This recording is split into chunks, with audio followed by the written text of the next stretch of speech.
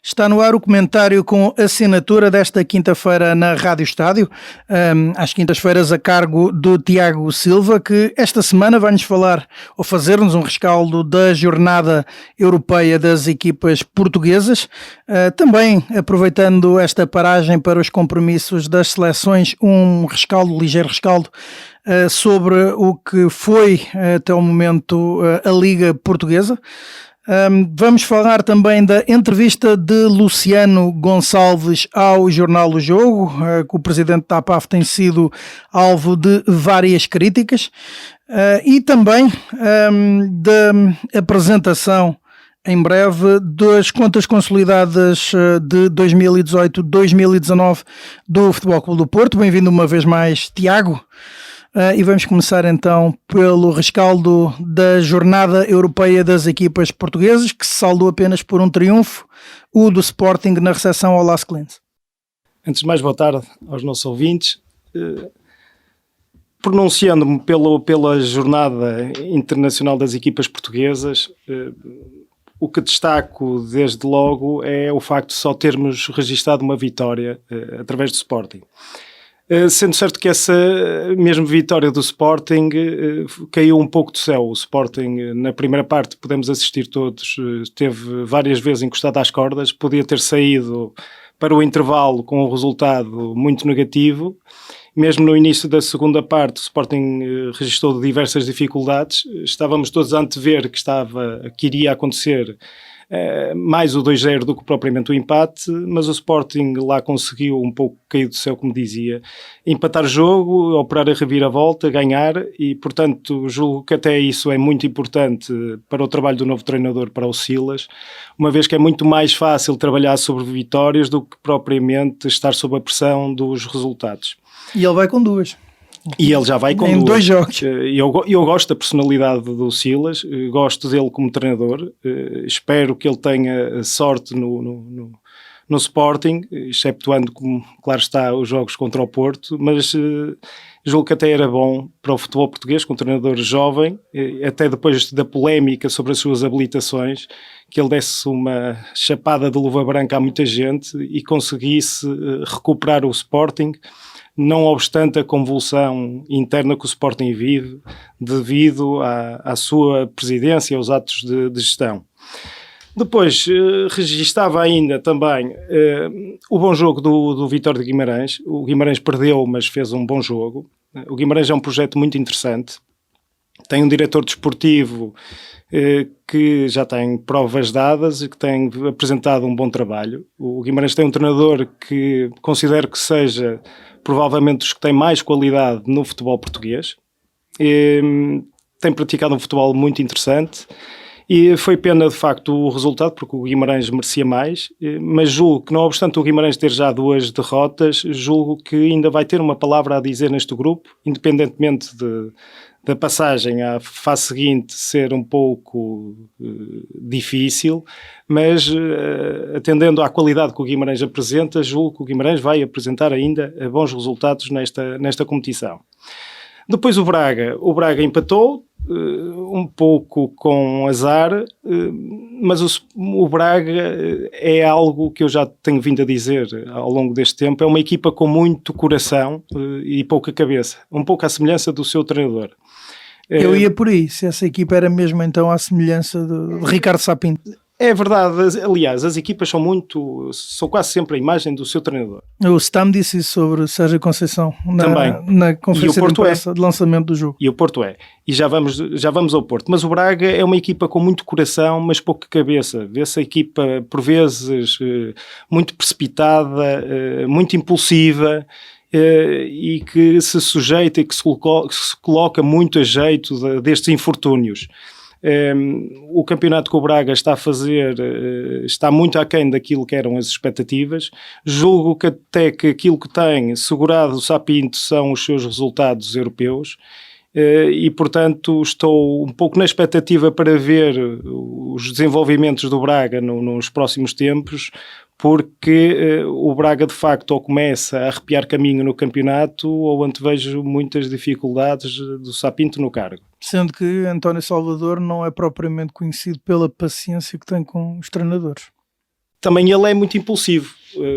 Pese embora, eu julgo que o António Salvador acredita no Sapinto, acredita na aposta que fez, ainda que esteja, e que acredito que esteja desagradado com os resultados em termos internos, mas como dizia, os resultados externos internacionais têm, de certa forma, equilibrado um pouco a balança e têm dissipado um pouco as nuvens negras que podiam pairar sobre Braga. Por isso é que eu dizia que vamos acompanhar com alguma expectativa os próximos resultados do Braga, quer na Liga Europa, quer no Campeonato Nacional, para verificar se de facto o Braga tem sustentabilidade em termos de futuro com o Sapinto.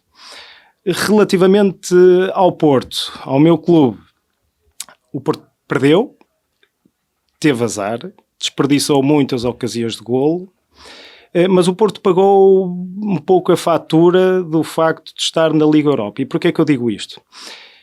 O Porto é uma equipa habituada a Champions, os jogadores igualmente.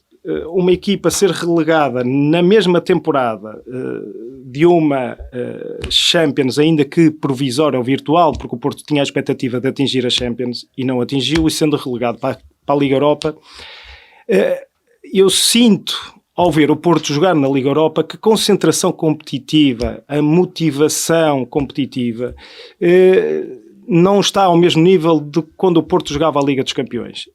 E eu julgo até que a prova evidente disso é um pouco a agressividade competitiva, a intensidade que a equipa tem nos jogos, ou que tem tido nos jogos da Liga Europa. O Sérgio Conceição referiu isso um pouco na conferência de imprensa, e eu prefiro também dessa posição.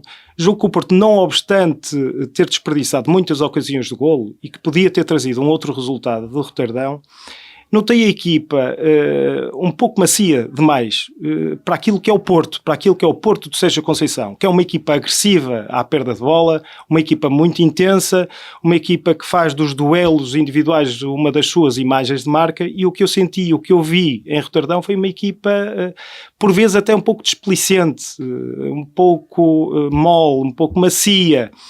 E o segundo golo, quer dizer, vem de encontro àquilo que era a minha percepção ao ver o jogo. Assistiu-se ali aos jogadores todos. Relembrando quem nos ouve, um golo em que o lateral direito do Feyenoord foi progredindo e fletindo para o meio e até encontrar espaço para rematar. E praticamente passa por 4, 5 jogadores do Porto sem fazer uma finta, o que é impensável no Porto. Portanto, penso que o Porto está um pouco a pagar o facto de ter sido relegado para a Liga Europa. Os jogadores ainda não acionaram o chip de estarem numa competição diferente, e de facto o Porto, se tem ambições, e tem nesta competição, tem que definitivamente se centrar, se focar nela, e acredito que vamos passar esta fase com mais ou menor dificuldade, mas vamos passar. E também estou convencido que a partir do momento em que o Porto atingir os oitavos de final, ou seja, a partir de que a Liga Europa atinja uma outra fase, que de facto a tal concentração competitiva, motivação, os níveis de agressividade e de intensidade vão subir, e o Porto vai estar mais próximo daquilo que é o Porto europeu a que estamos habituados nos últimos anos, e sobretudo com o Sérgio Conceição. Portanto, ainda se sente o trauma da eliminação da Champions? Sim. Pode ser considerado um trauma? É um trauma, não é só um trauma sob o ponto de vista financeiro, mas também é um trauma sob o ponto de vista desportivo, porque obviamente a visibilidade que tem a Liga dos Campeões não é comparável com a notoriedade que resulta da Liga Europa. E portanto os jogadores também sentem isso, não é? É a mesma coisa que um jogador, quando vais fazer um jogo da Taça da Liga, os níveis de concentração, de agressividade, de intensidade, de motivação não são os mesmos do que quando jogam num jogo do Campeonato Nacional. E, portanto, pese embora a analogia seja uma escala diferente, julgo que o Porto está um pouco a Também poderemos ir por aí isso depois no comentário, porque atualmente é exatamente a única competição portuguesa em atividade, é a Taça da Liga, e já houve até equipas da primeira divisão, e vai haver até neste fim de semana, a competir. Já lá chegaremos, mas depois temos também o jogo do Benfica em São Petersburgo para a Liga dos Campeões. Bem, o Benfica perdeu bem, e registou um novo resultado negativo. Eu relembro que dos últimos 15 jogos, julgo que perdeu 12 ou 13, salvo erro. Portanto, pior do que os resultados que já são maus, de facto são as exibições. O Benfica tem exibições perfeitamente medíocres na Liga dos Campeões. sinto um pouco, depois, no fundo, de fazer uma retrospectiva do que tem sido o Benfica na Liga dos Campeões nestes últimos anos, que o Benfica também entra um pouco na competição sob o prisma de montra europeia dos seus jogadores. Para além de entrar com uma mentalidade que eu considero que é uma mentalidade de equipa pequena, porque sente-se ao ver o Benfica, que o Benfica de facto joga na Liga dos Campeões muito pouquinho, parece que entra à partida com o receio de que vai perder mais um jogo. E depois, por outro lado, constato também que o Benfica utiliza esta competição, que é a competição mais famosa de clubes do mundo, com mais visibilidade, no fundo, como uma vitrine daquilo que são os seus jogadores mais jovens, para lá está, alimentar todo aquele negócio em que o Benfica está envolvido, com o empresário conhecidíssimo Jorge Mendes, e julgo também que os adeptos sentem isso. E depois o Benfica, quer dizer, registra estes resultados que chegam a ser confrangedores na Liga dos Campeões e que já não são de agora, e portanto dá um pouco vontade de sorrir quando se ouve de facto o Presidente apelar ao Benfica europeu, a promoter um Benfica europeu. A semana passada chegamos ao caricato de a tentar branquear o que tem sido o Benfica na Liga dos Campeões, a um responsável da comunicação do Benfica dizer que não compreendia esta exigência de um Benfica conquistador na Europa, de um Benfica europeu, chegando mesmo a apelidar, quer dizer, os adeptos de tontos por desejarem um Benfica europeu. Pois bem, eu vou apenas citar aqui... São declarações contraditórias relativamente àquilo que diz Luís Filipe Vieira. Exatamente, e eu ia exatamente citar aqui frases do Presidente do Benfica que vão no sentido oposto àquelas que foram preferidas pelo responsável da comunicação do Benfica. Dizia Luís Filipe Vieira, em 2018, queremos ser campeões europeus. Ainda na semana passada, assistimos a uma entrevista, há 2 semanas, a uma entrevista do Presidente do Benfica à TVI, onde ele dizia que queria ganhar uma competição europeia em breve. E isto vai também na esteira do que Luís Filipe Vieira dizia a quando as eleições do Benfica a que concorria, sendo já presidente, em que dizia em 2011 o Benfica será um colosso europeu. Depois, mais tarde, estamos a trabalhar para construir uma grande equipa que ganhe na Europa. Portanto, isto não é minimamente compaginável com aquilo que tem sido a própria gestão da equipa profissional do Benfica, em que o que nós assistimos é o Benfica a vender jogadores através de Jorge Mendes, jogadores jovens, com potencial, e depois tem o reverso da medalha, que é, se o Benfica, por um lado, conta com o Jorge Mendes como parceiro estratégico para, no fundo, salvar as finanças do Benfica, tem o tal reverso da medalha, que é depois ter de recorrer ao empresário para que este coloque os jogadores que quer no Benfica. Portanto, costuma-se dizer que não há almoços grátis, e a parceria Benfica-Jorge Mendes penso que é disso prova evidente. O Benfica tem realizado muito dinheiro com a venda de jovens jogadores através de Jorge Mendes, mas por outro lado tem se reforçado muito através de jogadores do empresário de qualidade, alguma delas duvidosa, para um clube como o Benfica e a preços que eu considero bastante inflacionados.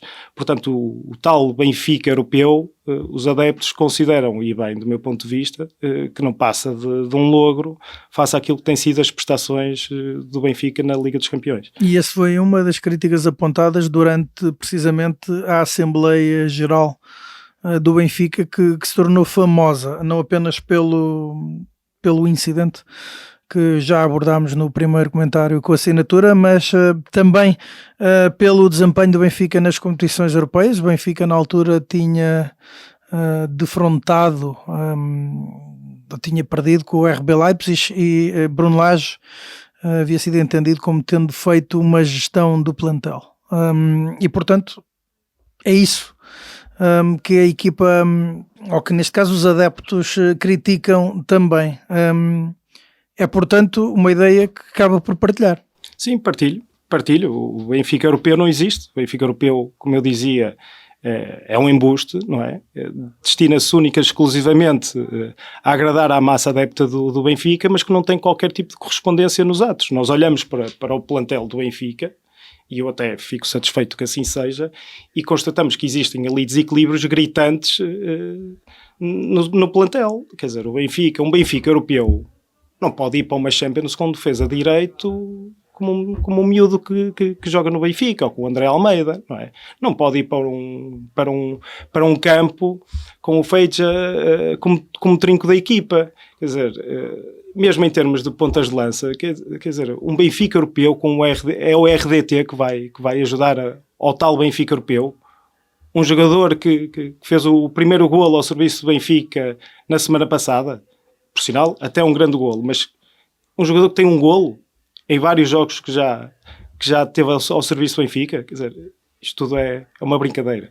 Depois deste rescaldo europeu, podemos fazer então um rescaldo daquilo que tem sido a Liga até esta paragem no campeonato. Como é que o Tiago vê a Liga até o momento? Bem, eu, contrariamente ao que alguns vêm dizendo, eu não considero que falta competitividade ao futebol português.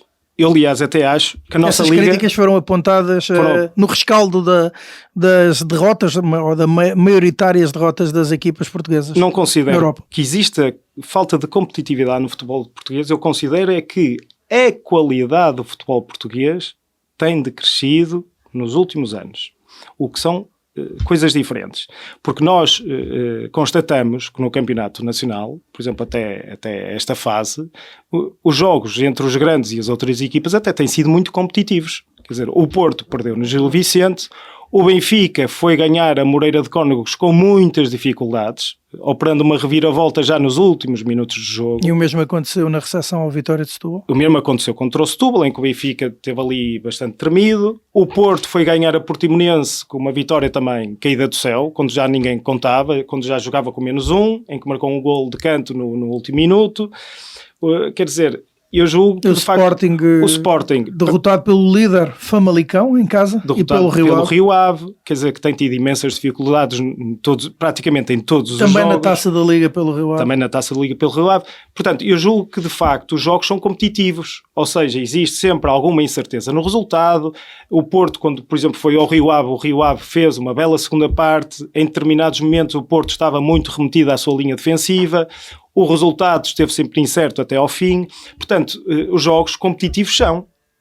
Coisa totalmente diferente é considerarmos que de facto têm qualidade e que os clubes têm qualidade. E eu considero que de facto alguns clubes mais pequenos estão com mais qualidade. Eu considero que o Vitória de Guimarães de facto tem sido uma agradável surpresa, tem-se exibido a um nível muito interessante. O próprio Rio Ave de facto está a jogar melhor à bola, está a ter um outro patamar qualitativo que não tinha. Agora, constato é que de facto as equipas grandes estão com menos qualidade este ano. Fruto também das diversas alterações em termos de plantel. Não nos podemos esquecer que o Porto tem uma equipa em que cerca de metade dos seus jogadores, ou do 11 titular, eram jogadores que no ano passado não estavam no clube. Principalmente a defesa. A defesa... Ainda menos, porque, repara, o Marcano não estava, mas o Marcano já esteve no Porto há 2 anos e, portanto, não foi propriamente uma surpresa aquilo que ele encontrou, não teve que fazer uma adaptação como fazem outros. Eu falo pelas saídas de Éder Militão e de Filipe, mas aí, que eram 2 esteios da Mas aí equipe. vamos de encontro àquilo que eu dizia, que é, de facto, a qualidade das equipas grandes é que tem diminuído. O que tem, de certa forma, aproximado ou pelo menos esbatido as diferenças que existiam face às equipas mais pequenas.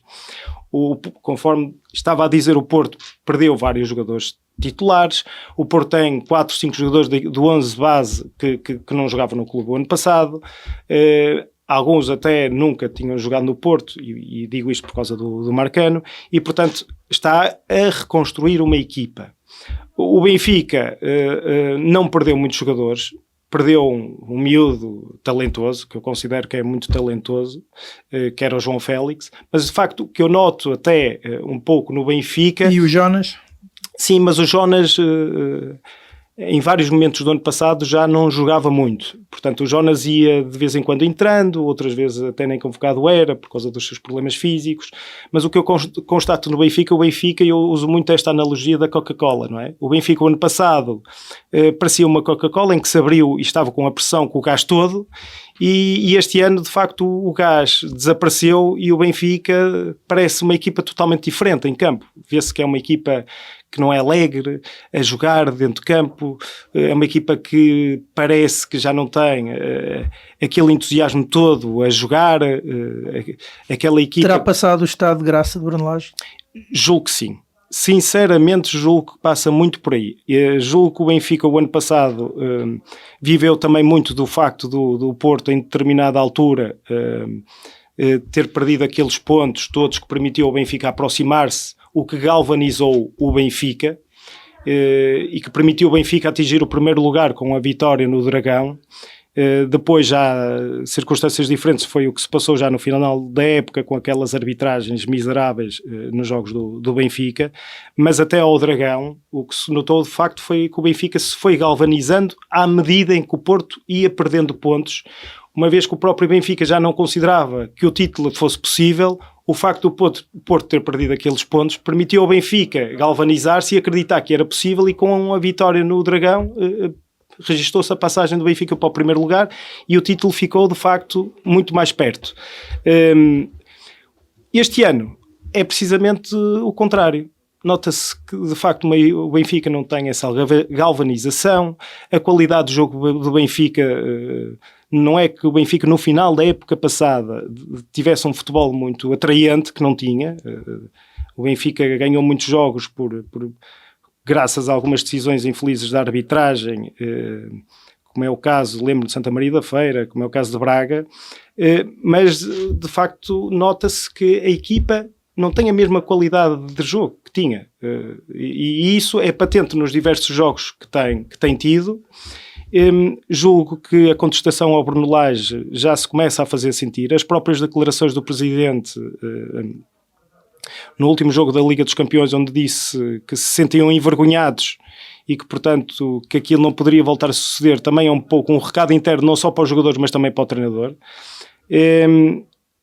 E antevejo que se o Benfica tiver um ou dois resultados negativos nos próximos tempos, a contestação vai subir imenso sobre Bruno Lage. O Tiago falou em arbitragens. Houve esta semana uma entrevista do presidente da APAF, Luciano Gonçalves, que havia sido aqui criticado no comentário com assinatura anterior, em que ele respondeu a algumas dessas críticas.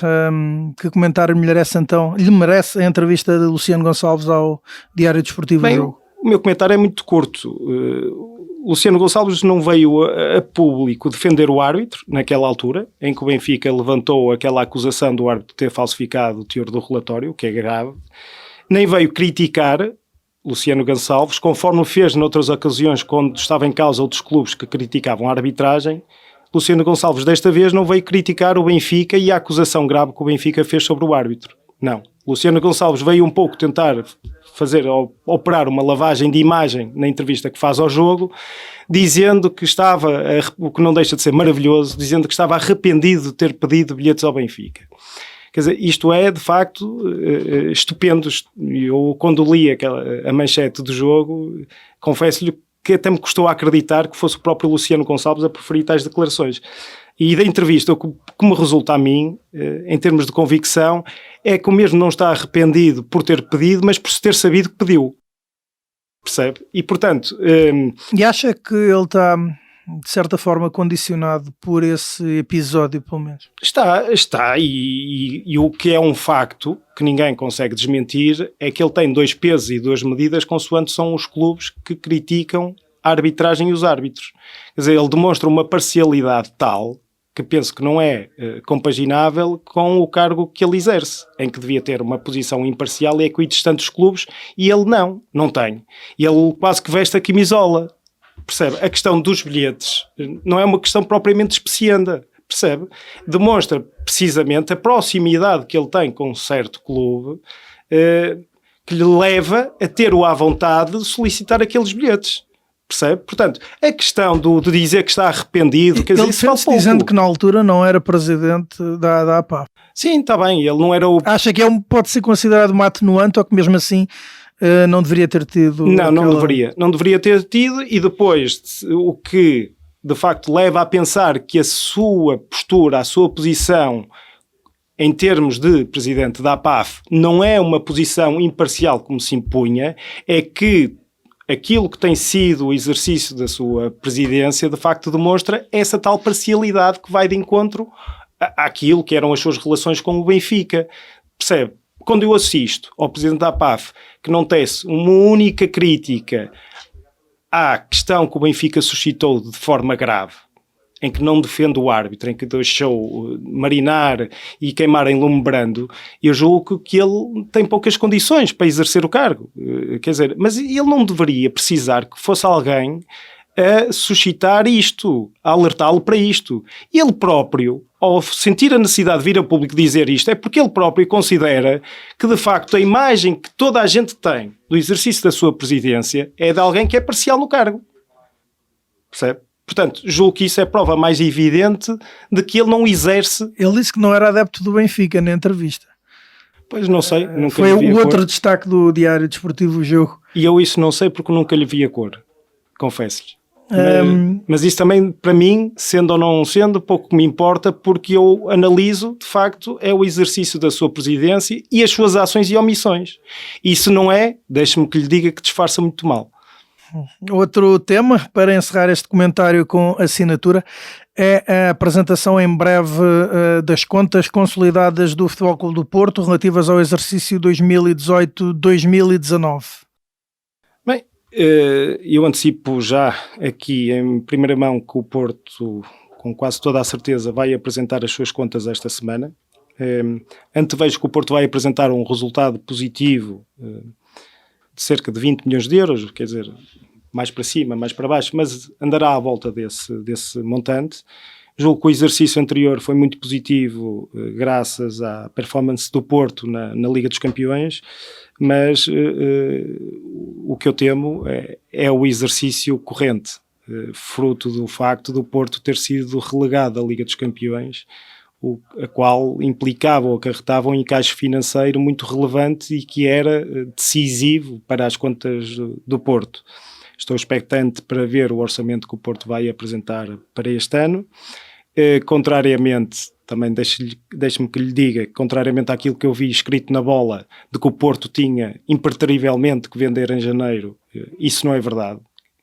São afirmações proferidas por quem não tem o mínimo de conhecimento do que está a falar. O Porto até pode vender, repare, o Porto até pode vender em janeiro, mas o Porto não, o facto do Porto vender alguém em janeiro não é porque o Porto precisa impertrivelmente de vender em janeiro. E acha que precisa de vender em janeiro? Não. Está a haver algum jogador que o Porto necessite de vender em janeiro? Não estou só mesmo extentários.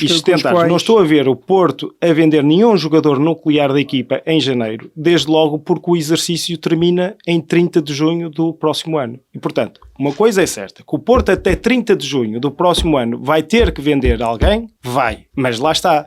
O exercício só termina em junho. Portanto, o dizer-se que o Porto tem necessariamente que vender em janeiro, quer dizer, não é verdade. Porque o Porto pode fazer esses encaixes financeiros até junho para tentar fechar o exercício com um prejuízo menor do que aquele que seria o expectável caso o Porto não vendesse ninguém. Esse lucro do que fala é o expectável? Os tais 20 milhões. Os tais 20 milhões. Sim, de acordo com as contas que eu fui fazendo, obviamente que há sempre rubricas que eu não consigo antever com um grau de pormenorização tal que me permita avançar com o valor correto, e só o Departamento Financeiro do Porto poderá adiantar. Sim, mas segundo as minhas contas, o valor andará à volta destes tais 20 milhões de euros, devido, lá está, aos tais 78 milhões de euros que o Porto granjeou na Liga dos Campeões. Portanto, o comentário quanto às contas do Porto é este, e para já é só este. Vamos aguardar pela publicação dos relatórios do exercício do ano passado. E agora vamos aguardar também pelo próximo comentário com assinatura do Tiago Silva, uma vez que este, por limite temporal, chegou ao fim. E portanto contamos então consigo e com o comentário do Tiago Silva para a semana aos microfones da Rádio Estádio.